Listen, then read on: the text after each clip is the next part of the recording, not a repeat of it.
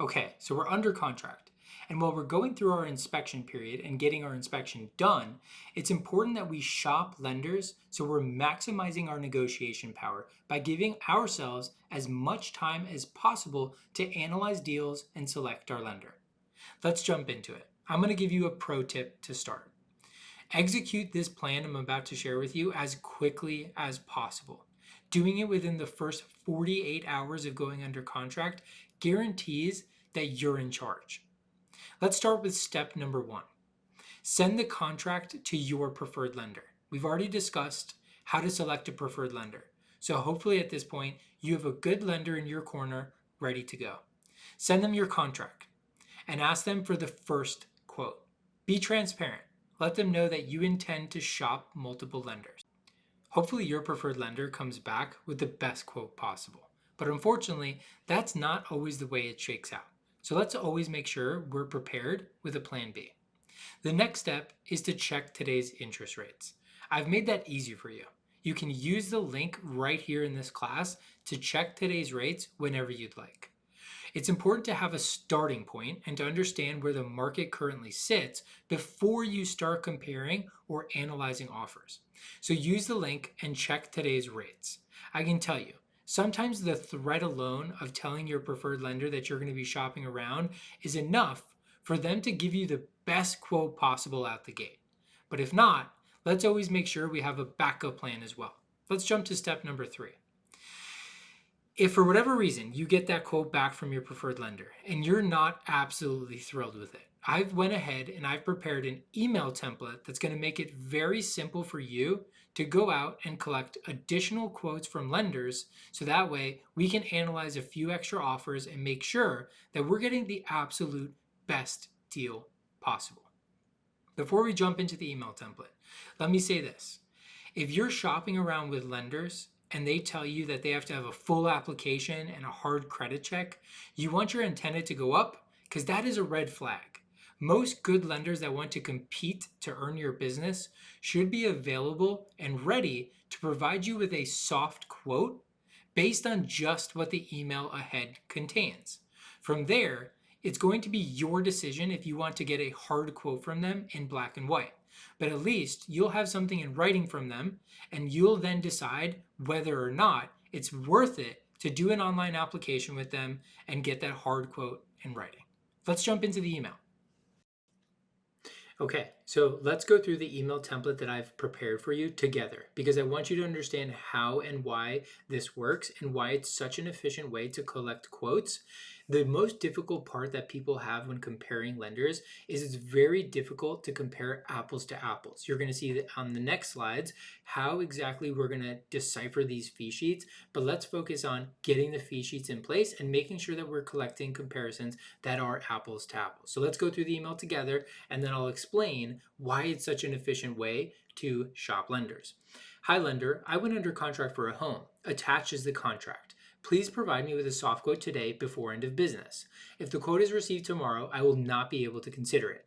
Please make sure my quote includes 0 in discount points and shows all of your lender fees and credits, including but not limited to admin fees, underwriting fees, origination fees, processing fees, lender credits, and below are my specs. Okay, so the reason that this is so efficient and such an effective email is because you are now taking the power away from the lender.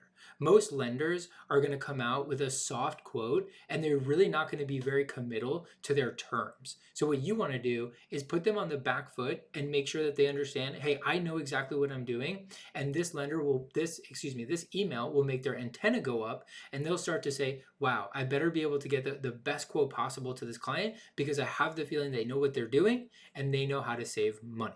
Okay, so when we say, hey, we want the quote today, the biggest reason is the market shifts from minute to minute, hour to hour, day to day.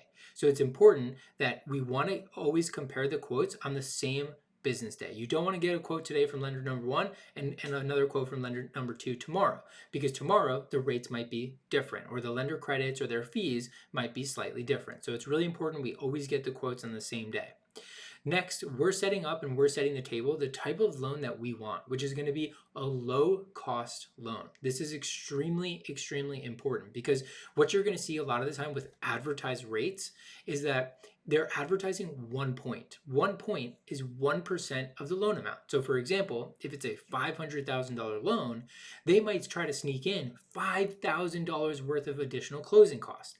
With this email template, we nix all of that. We've taken our leverage, we've taken our power back, and we're telling them we don't want to see quotes where we're paying thousands of dollars of upfront interest. We want the best free quote today.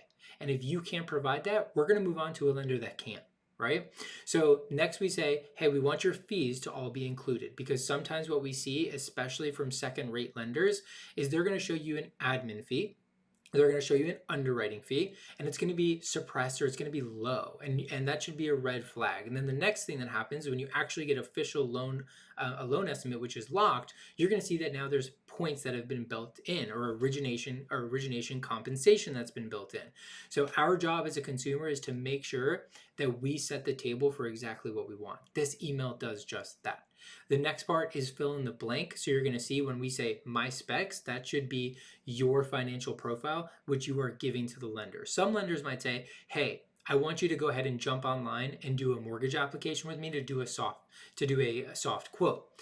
The number one question you need to ask if you're considering this is, can you just do this on a soft credit check?